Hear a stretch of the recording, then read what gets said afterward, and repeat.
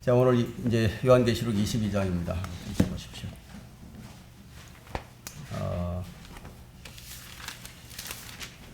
이제 4개월이 지났죠. 이제 우리가 공부 시작한 지가.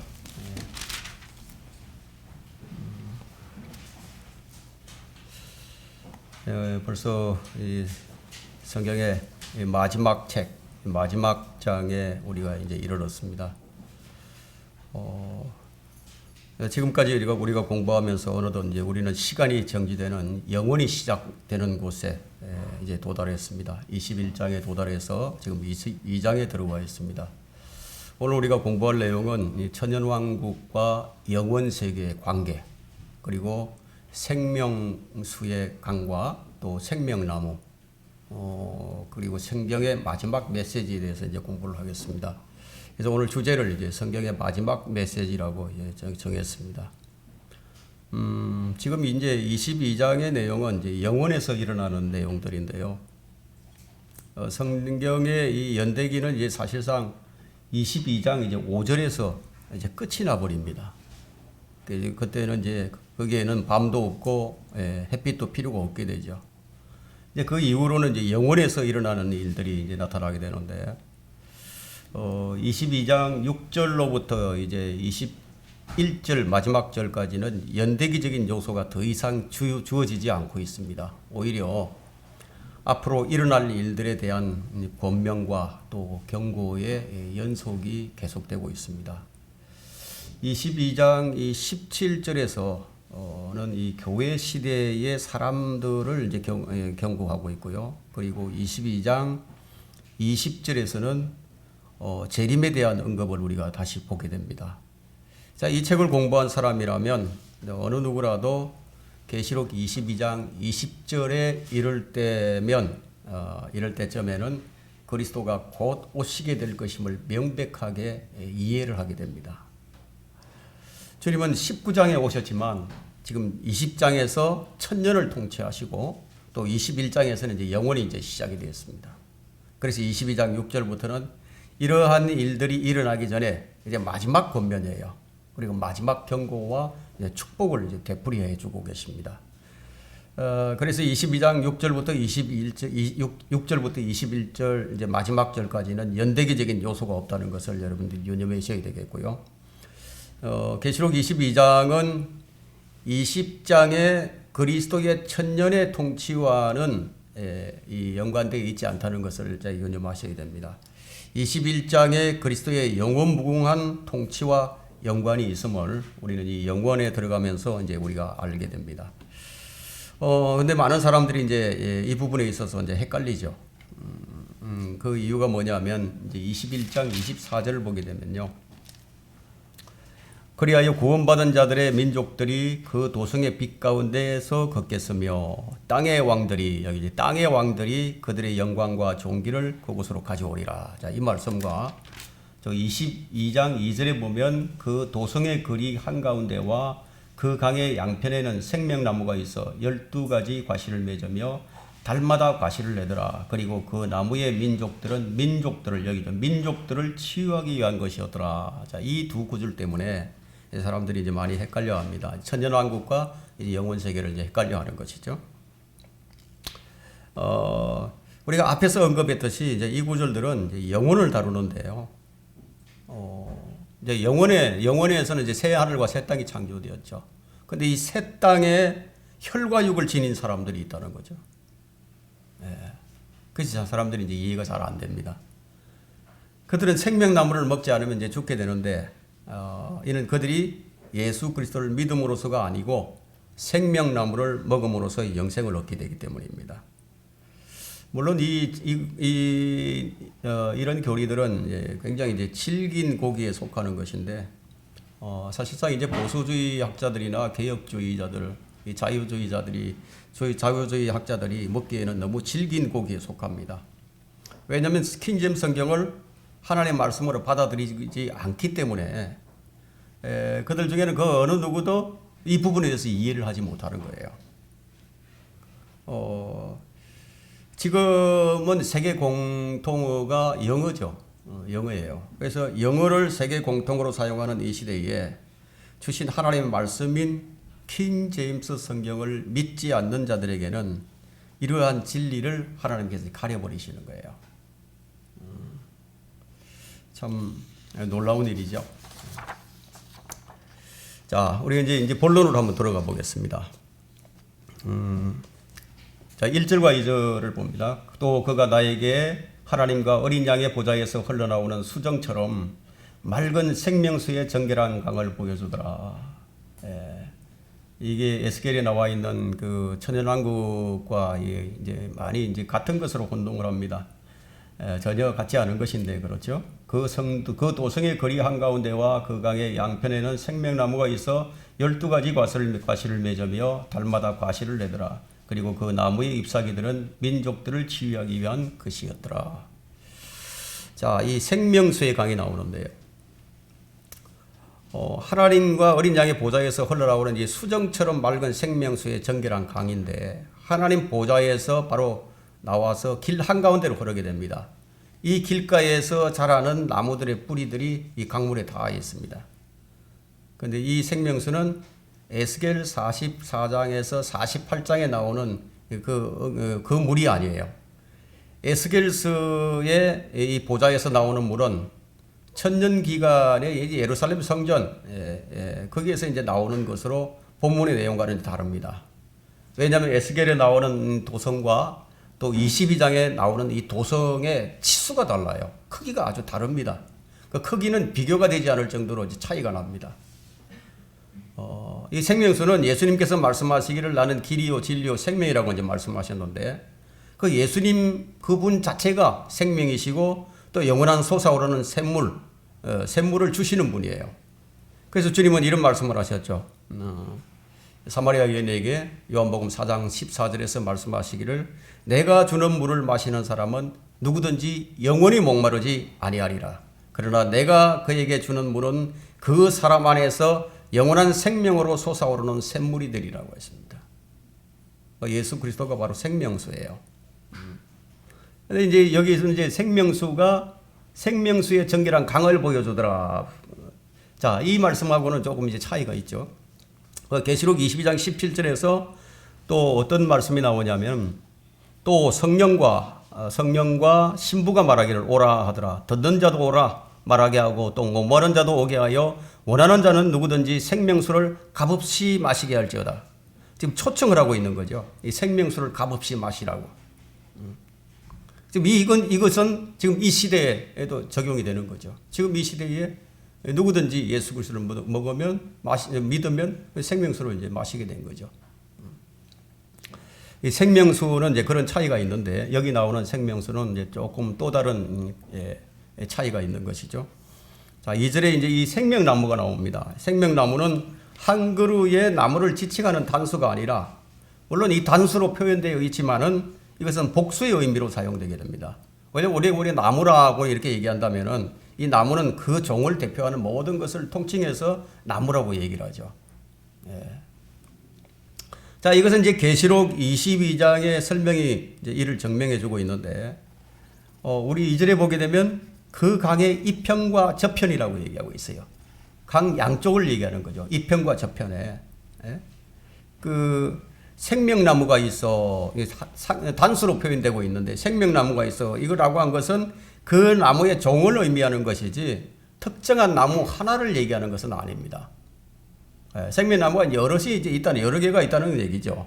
그 나무들이 있고 그 각 나무 모두는 그냥 생명나무로 이제 통칭되는 겁니다. 자, 이거 2절은 에스겔 44장에서 48장에 나오는 구절들과 너무너무 비슷해서 사람들이 이제 같은 구절로 이제 생각을 해버립니다. 왜냐하면 에스겔 47장 12절에는 그 잎사귀는 약이 될 것이라고 했어요.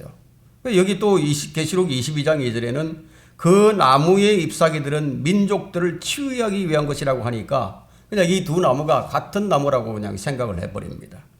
그러나 전혀 같지 않죠.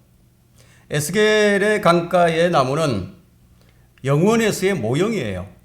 영원에서의 모형. 그래서 이 천년 왕국 기간에 이제 땅의 생명나무의 모형으로 있을 그런 나무입니다. 에스겔 성전 역시 이 지상에 있을 성전이지 이 새하늘과 새 땅에 있을 그런 성전이 아니란 얘기죠. 하늘에 있는 성전이 아니란 얘기입니다. 그래서 이 성전의 모습을 마음에 담고 우리가 계시록을 보게 되면 기본적인 것들이 이제 확실하게 확연히 좀 다른 부분들을 이제 우리가 이해하게 됩니다. 에스겔서에서는 또 이 나무를 생명나무라고 부르질 않았어요.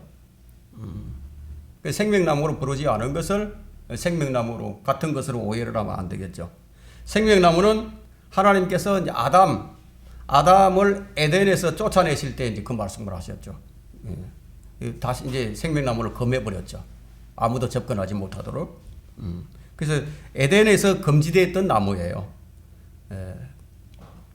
자, 그가 자기 손을 내밀어 생명나무의 과실도 따서 먹고 영원히 살까 함이라. 자, 이 창세기에 나타난 에덴에서 나타났던 이 생명나무가 지금 다시 22장에 와서 재현되고 있습니다. 재출현을 하고 있는 거죠. 이 생명나무는 12가지 과실을 맺고 구원받은 자들의 민족들을 치유해 줍니다. 자, 이들은 교회가 아니에요. 교회가 아니라 환난 성도들과 천년왕국의 성도들이고 이들이 생명나무에 대한 권리를 갖게 된다고 바로 22장 14절에 지금 말씀해 주고 있습니다. 그의 계명들을 행하는 자들은 복이 있나니 이는 그들이 생명나무에 대한 권리를 가지며 또 그 문들을 통하여 도성 안으로 들어가게 하리 함이라. 왜 들어가죠? 이 생명나무를 먹으려고 들어간다는 얘기죠. 자, 영원에서 땅에는 민족들이 있을 터인데요. 그들의 영광과 존귀를 새 예루살렘 도성 그 12문을 통과해서 이제 가져오게 됩니다. 그들이 영광을 가지고 온다 이거예요. 그 이 땅의 나라들은 12경계로 이제 나누어지게 됩니다. 하나님께서 이제 이 나라들을 내려다 보실 때에 12나라를 보게 되시는데 각 나라는 이스라엘 12지팡 중에 하나를 대표합니다. 그래서 22장에 12개의 문이 있는 이유는요.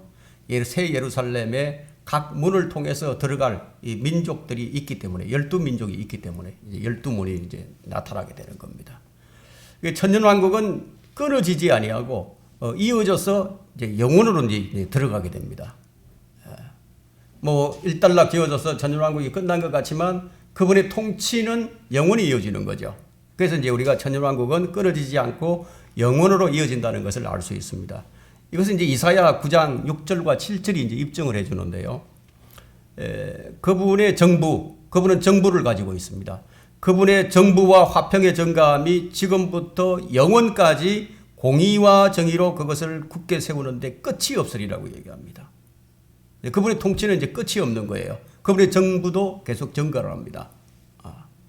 만군의 주의 열성이 이것을 실행하리라고 말씀하셨는데, 자, 우리가 믿음이 있다면은 이 구절을 믿는데 아무런 의혹이 안 생기겠죠. 믿음이 없으면 이제 의혹이 생기겠죠. 누가복음 1장 33절에서도 주님께서 이 부분에 대한 말씀을 하셨는데 영원히 통치하실 것을 말씀하셨어요. 그리고 그의 왕국은 영원 무궁하리라고 말씀하고 있습니다. 그분의 탄생 시점부터 그렇게 말씀하신 거죠. 자, 이 2절의 요점은 뭐냐면 영원에서 새 땅 위에 12민족이 12경계로 나누어져 있는 것을 보게 됩니다. 자, 이 민족들은 환난과 천년왕국 기간에 구원받은 민족들로 구성이 되는데 이 구원받은 민족들을 새 예루살렘으로 들어가서 영생을 얻기 위해서 이제 생명나무를 먹고 영원에 들어가 무한히 번성하는데 그 끝이 없을 것이라고 얘기합니다. 여러분 잠깐 이 에베소서 3장 21절 한번 펼쳐보십시오.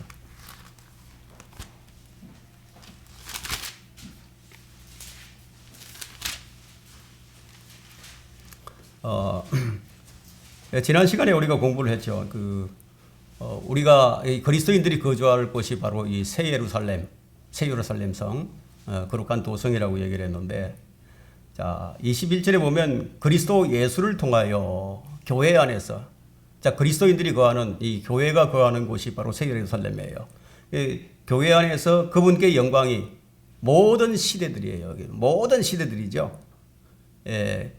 우리 이후로부터 계속 일어나는 모든 시대들이에요. 이 모든 시대들 곧 끝없는 세상에 걸쳐 있을지어다. 아멘 하죠. 끝없는 세상.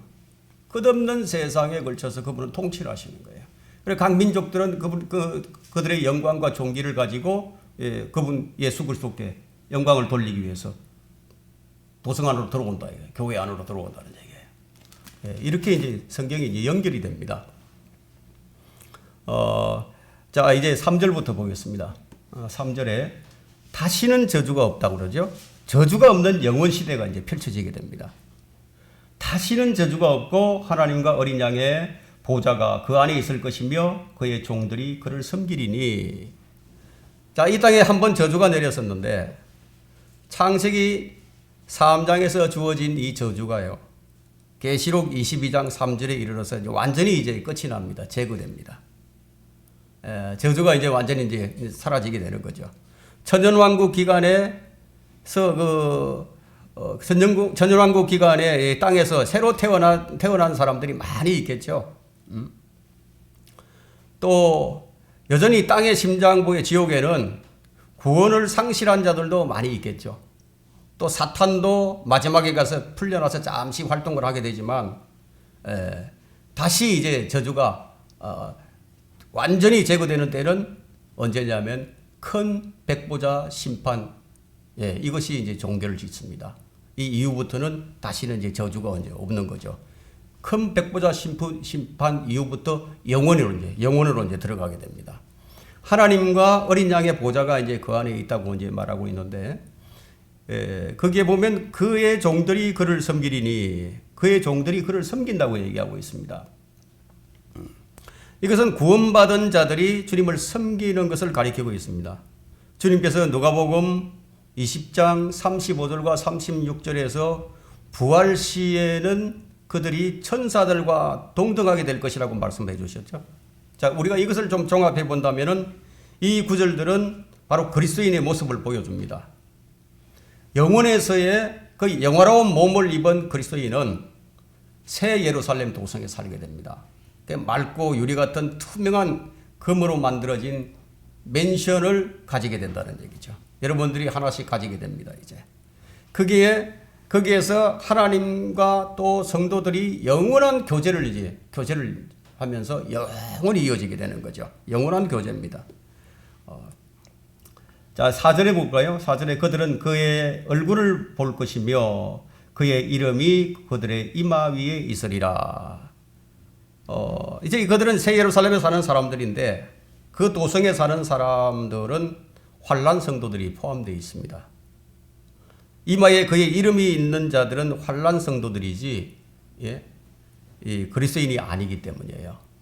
여러분, 우리가 계시록을 공부하면서 하나님의 이름이 이마에 딱 지키는 사람들 보았죠. 14만 4천 명이죠. 자, 5절에 보면 거기에는 밤이 없겠고 그들에게는 촛불도 햇빛도 필요하지 아니하리니 이는 주 하나님께서 그들을 비추시기 때문이라. 자, 이것은 신약에 주어진 이제 하늘의 모습이에요. 우리에게 주어진 하늘의 모습입니다. 죄 없는 거민이 사는 정결한 도성이에요. 이 도성 안에는 죄가 없다는 거죠. 오물도 없어요. 죽음도 없습니다. 그 세금도 안 내도 돼요. 뭐 군대도 갈 필요가 없죠. 징병제도도 사라져버리고 정권이나 집회라든가 뭐 돈이 필요 없어요. 질병도 없고 고통도 사라져버리고 슬픔도 없다 이게. 그곳에는 죽지 않기 때문에 묘지도 없어요. 그것이 바로 거룩한 도성 새 예루살렘입니다. 지금 이 새 예루살렘에 대해서 지금 이 성경이 설명을 하고 있습니다. 그 도성에는 해나 달이 뭐 비출 필요가 없어요. 그러나 새 땅에 있는 사람들은 여전히 해와 달이 이제 필요하게 됩니다. 엄청난 차이가 있죠. 새 하늘과 새 땅에 사는 사람들과 거룩한 도성에 사는 사람들과의 엄청난 차이가 있다 이거예요. 이제 2장 이제 6절부터 21절 마지막 절까지는 성경의 마지막 메시지가 나오게 되는데요. 6절을 보게 되면 또 그가 나에게 말하기를 이 말씀들은 신실하고 참되도다. 거룩한 선지자들의 주 하나님께서 반드시 속히 되어질 일들을 그의 종들에게 보이시려고 그의 천사를 보내셨느니라. 그의 종들에게 보이신다고 했죠. 자, 우리가 이 6절, 7절, 20절은 바로 이 환난 때의 사람들에 대한 권면이에요. 환난 때에. 그래서 보라 내가 속히 오리라. 이 책의 예언의 말씀을 지키는 자는 복이 있도다. 환난 성도들이죠. 자, 또 20절을 보면 이런 일들을 전가하신 분이 말씀하시기를 반드시 내가 속히 오리라 하시니 아멘 그러하옵니다. 주 예수여 오시옵소서. 예, 굉장히 이제 그 예수 그리스도를 임박하게 기다리고 있는 자들이죠. 그래서 이것은 환난 때의 사람들의 권면이기도 하지만 반면에 지금 22장 16절 이것은요. 교회에 대한 권면이 이제 주어지게 됩니다. 나 예수는 교회들에 관한 이런 일들을 너희에게 전가하기 위하여 나의 천사를 보내오노라. 나는 다윗의 뿌리요 자손이며 또 빛나는 새벽별이라 하시니라. 근데 성경이 이렇게 이제 왔다 갔다 한단 말이에요. 예, 왔다 갔다 연대기가 그냥 왔다 갔다 하니까 사람들은 이제 이 성경을 볼 때 그냥 순차적으로 이렇게 쭉 연대기가 이어지는 줄로 생각하기 때문에 혼란스러워집니다. 그래서 하나님의 말씀을 올바로 나누지 못하게 되면 성경을 우리가 올바로 해석이 안 되는 거죠. 그렇게 해서 공부를 하면 뭔가 모순이 있는 것처럼 느껴지고 성경이 혼란스러워지는 거예요. 하나님의 말씀은 올바로 나누어서 공부하러 그 말씀대로 우리가 나누어서 공부를 해야 됩니다. 어떤 부분은 한 구절에서 나누어야 될 부분들이 있고요. 어떤 구절들은 이 문맥에서 나눠야 할 부분들도 있고 이런 부분들이 계속 생겨납니다. 7절에 이제 이 책이라는 나오죠. 이 책의 예언의 말씀을 지키는 자. 이 책이 어떤 책이냐는 거죠. 자, 이 마지막 권면에서 이 책이라는 표현이 6번 나옵니다. 6번. 자, 이 책이라는 이 7절에 나오고 또 9절에도 보면 이 책이 나와요. 이 책의 말씀이라고 나오죠. 10절에도 나옵니다. 이 책의 예언의 말씀들. 그죠? 18절에는 두 번이 나옵니다. 이 책의 예언의 말씀들, 그리고 이 책에 기록된 재앙들, 이 책이라는 것이 계속 나오죠. 그리고 19절에도 또 나옵니다. 이 예언의 책의 말씀, 이 책에 기록된 것들에서 이렇게 또 나온다. 이 책이라는 말이 나오죠. 자, 이 책이 어떤 책인지 한 번 나오는데요. 이 책이 어떤 책인지 한 번 나와서 이제 가르쳐 줍니다. 이 책이 바로 예언의 책이라고. 그 22장 19절에 이 예언의 책의 말씀들에서 하고 이제 이 책이 어떤 책인지 예언의 책이라는 것을 얘기하고 주고 있죠. 6번 언급된 이 책은 1차적으로는 우리가 요한계시록을 말한다고 볼 수 있습니다. 그래서 이 책이라는 표현이 6번 예언의 책으로 한 번 언급된 것은 이 책이 완전한 7을 이루고 있고 성경은 완전한 책임을 나타내 줍니다. 그 다음에 이제 8번째 새 책이 나오는데 이 새 책은 생명의 책이에요. 예언의 책과 생명의 책은 같지 않아요. 이제 8절과 9절 한번 보겠습니다. 나 요한이 이런 일들을 보고 들었노라. 내가 듣고 또 보고 나서 이 일들을 내게 보여준 그 천사의 발 앞에 경배하려고 엎드렸더니 그가 말하기를 그리하지 말라. 나도 선지자들인 네 형제들과 이 책의 말씀들을 지키는 자들과 같은 너의 동료 종이니 하나님께 경배하라고 하니라. 자, 하나님께 경배하라고 하니라. 하나님께 경배하라. 참 이 말은 굉장히 이제 압도적인 그런 말씀입니다. 하나님께 경배하라. 그래서 하나님 외에 다른 어떤 것들도 경배하지 말라는, 다른 어떤 것을 경배하는 것이 잘못된 것이고 그릇된 것이라고 지금 지적을 해주고 있습니다. 하나님 한 분만께만 경배하라고 하고 있는 거죠. 지금 우리 이 천사의 이제 요한이 천사의 모습을 보고 있는데, 자, 이 천사가 누구인지는 우리가 정확하게 알 수는 없어요. 르그만 목사님은 아마 다니엘일 것이라고 이제 그렇게 언급을 했는데, 우리가 정확하게 알 수 없지만 그가 말하기를 네 형제들과 이 책의 예언의 말씀을 지키는 자들과 같은 너의 동료 종이니, 자, 같은 너의 동료 종이니 하는 것으로 볼 때 그가 전에는 사람이었음을 알 수 있죠. 그는 전에는 사람이었어요. 근데 지금은 천사예요. 예? 자, 주님께서 하신 말씀이 여러분도 기억이 날 겁니다. 부활한 후에는 시집가거나 장가가지 않고 천사와 같이 될 거라고. 그죠? 천사가 돼. 부활한 사람들이 이렇게 된다 얘기예요. 자, 10절 봅니다. 또 그가 내게 말하기를 이 책의 예언의 말씀들을 봉인하지 말라. 이는 그 때가 가까움이라. 이 책은 이제 조금 전에 말한 바와 같이 1차적으로는 계시록을 얘기하는 거예요. 근데 계시록은 봉하지 말라는 거죠. 왜냐하면 계시록은 열려있는 책이기 때문에. 그럼에도 오늘날 거의 대부분의 교회들이 이 계시록을 뭐라고 부르고 있죠? 그냥 묵시록이라고 부릅니다. 계시록이라고 안 불러요.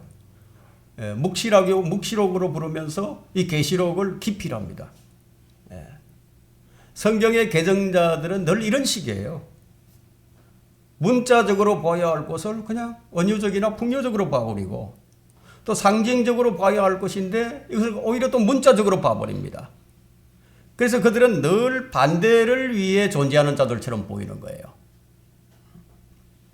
성경은 1차적으로 이제 우리가 문자적으로 봐야 하지만 성경은 문맥을 살피지 아니하면요. 문자적으로 본다 하더라도 그건 실수하게 되어 있습니다. 문자적으로만 봐버리면 문맥을 무시하고 문자적으로만 봐버리면 그냥 극단적 세대주의가 되고 마는 거예요. 그래서 문맥을 잘 살펴야 됩니다. 지금은 계시록이 성취될 때가 가깝다고 지금 얘기하고 있어요. 여기서. 그때는 주님이 재림하실 때이기 때문에. 자, 보라 내가 속히 오리니 하고 있죠. 22장 12절에 보라 내가 속히 오리니 보라 내가 속히 오리라. 7절에도 반드시 내가 속히 오리라. 자, 20절이죠. 자, 이 말씀은 1차적으로 이 세대 끝에 들림받을 이들에 향한 것인데 자, 우리는 이 영혼에 들어와서 또 이런 글들을 또 보는 거예요. 그럼 이 일은 벌써 앞서 천년왕국 이전에 일어났던 일인데 다시 여기서 한 번 더 언급하고 있다는 거죠. 우리는 이 계시록에서 이리 올라오는 말을 두 번 보게 되는데 한 번은 계시록 4장에서 이리 올라오는 얘기를 듣죠. 그 이제 교회가 들림을 받게 되는 것을 나타내는 것이고, 그 다음에는 계시록 11장 12절에서 또 한 번 올라오라는 얘기를 또 듣게 됩니다. 자, 이들은 이제 환란 성도들을 올라오라는 그런 얘기를 이제 나타내는 그런 두 번에 걸쳐서 이런 말들이 나옵니다. 11절에 보게 되면 또 이상한 말들이 있습니다.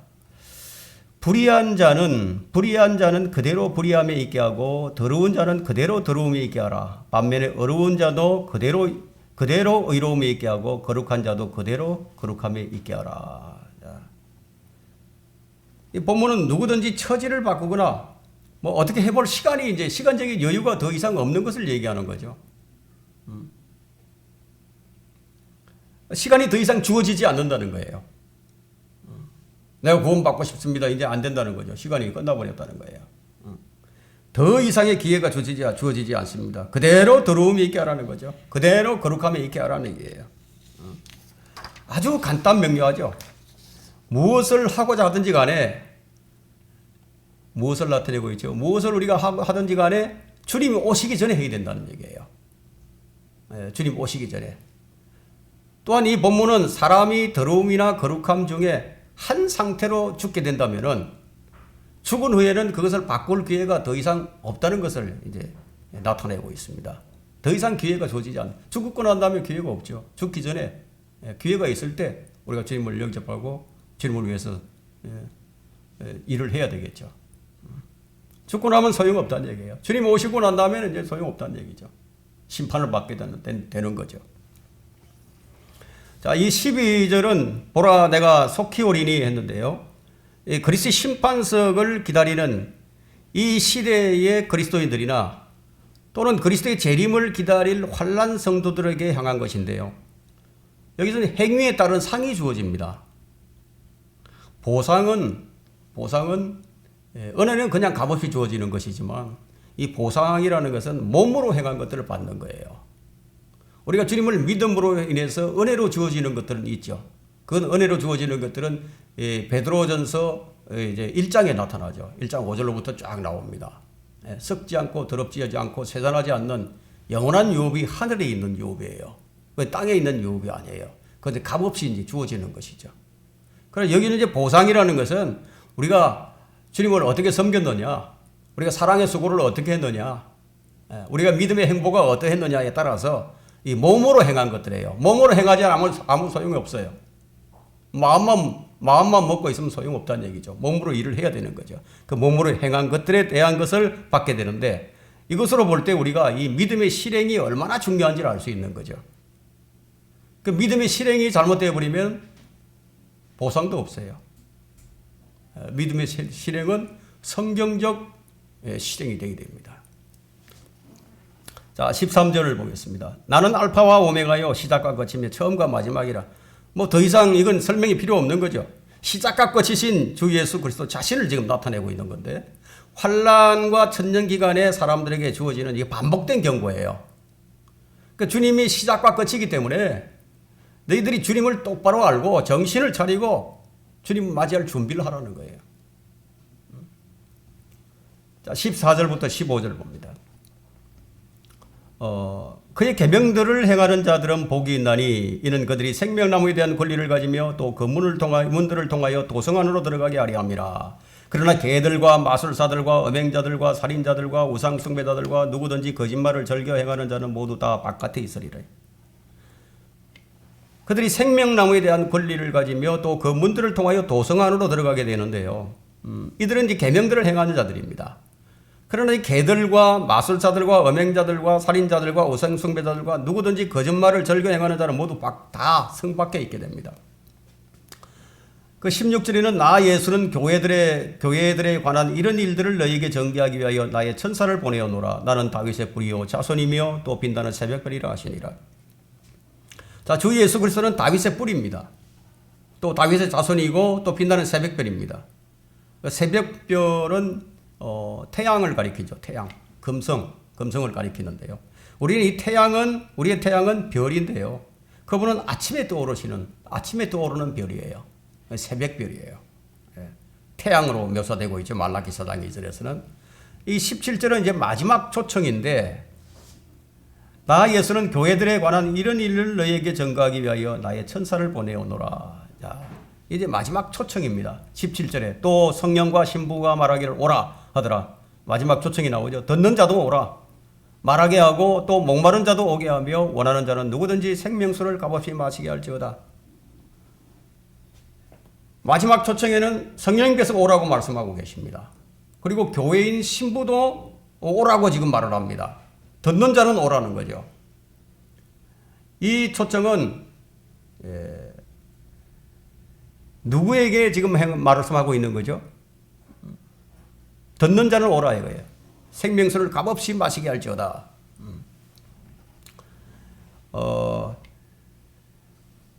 이것을 거부하게 되면 마실 수가 없게 되죠. 이 초청에 응하는 자만이 이것을 이제 마실 수 있게 되는데, 원하는 자는 누구든지 생명수를 값없이 마시게 할지어다. 이 말씀은 교회 시대에 바로 적용시킬 수가 있습니다. 우리는 지금 누구라도 목마른 자들은 즉시 마실 수가 있죠. 주님 믿으면 되니까. 이건 제한이 없어요. 이것은 생명나무가 아닌 우리가 생명수임을 우리가 주목을 해야 됩니다. 이건 생명나무가 아니에요. 지금 기회를 놓쳐버리면은 이제 환란을 통과해야 하는 그런 상황에 이제 놓이게 되죠. 그때는 이제 구원받기가 너무너무 어려워집니다.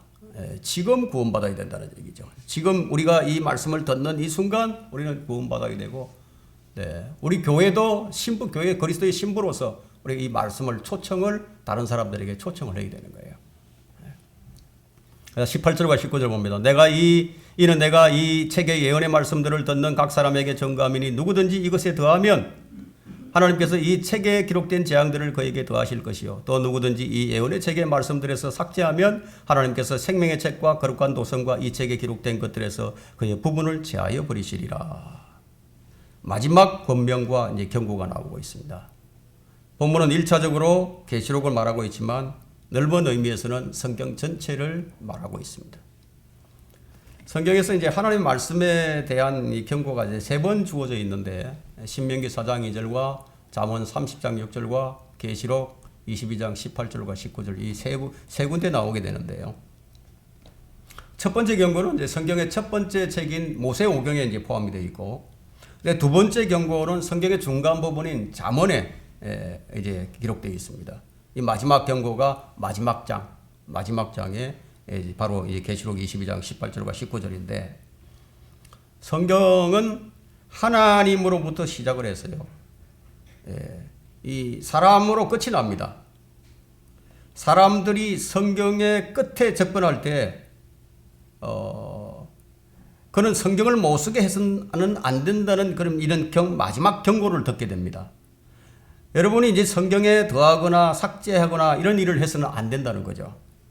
오늘날은 이 세상과 또 이 마귀종들이 이 킹 제임스 성경을 없애는 데 있어서 400년 이상 열심히 참여하고 이 일을 킹 제임스 성경을 없애려고 지속해 왔습니다. 그 결과가 지금 어떻게 되어버렸죠? 세상을 비추던 이 마지막 빛마저 지금 꺼져가고 있는 상황이에요. 지금 계속 밤이에요, 밤. 지금 중세 시대, 암흑 시대로 다시 되돌아가고 있습니다. 중세 시대에는 성경을 아예 못 보게 했지만 지금은 이제 성경이 너무 많이 나와 있어서 바른 성경인지 뭐 잘못된 성경인지 그냥 구분도 없이 그냥 아무 것이나 이제 취하게 되는 거죠. 그런 면에서 볼 때 지금 중세 암흑 시대로 되돌아가고 있는 중이에요. 자, 20절 이제 20절에는 이런 일들을 전가하신 분이 말씀하시기를 반드시 내가 속히 오리라 하시니라. 아멘. 그러옵니다. 주 예수여 오시옵소서. 이 말을 들은 사도 요한도 바로 어떻게 응답을 하죠? 주의 뜻대로 되기를 원한다고 지금 아멘으로 화답을 하게 됩니다. 자, 21절 한번 보겠습니다. 지금 우리 주 예수 그리스도의 은혜가 너희 모두와 함께 있을지어다. 지금 우리가 재림의 주님을 기다릴 수 있게 된 것은 전적으로 하나님의 은혜예요. 그분이 이렇게 하시기 위해서 어떤 일들을 계획을 하셨고 또 어떤 일들을 당하셨는지를 우리는 기억을 해야 됩니다. 그리고 그것을 기억한다면 지금부터 우리가 무엇을 해야 할 것인지 아마 분명하게 알게 되었을 겁니다.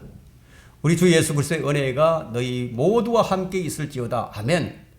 자, 우리 주 예수 그리스도의 은혜는 바울이 고린도 후서에 이제 기록해 놓았죠. 고린도후서 8장 9절에 이제 기록이 되어 있습니다. 이렇게 하나님의 권위가 담긴 이 거룩한 성경이 바로 여기서 이제 끝이 나게 되는 겁니다.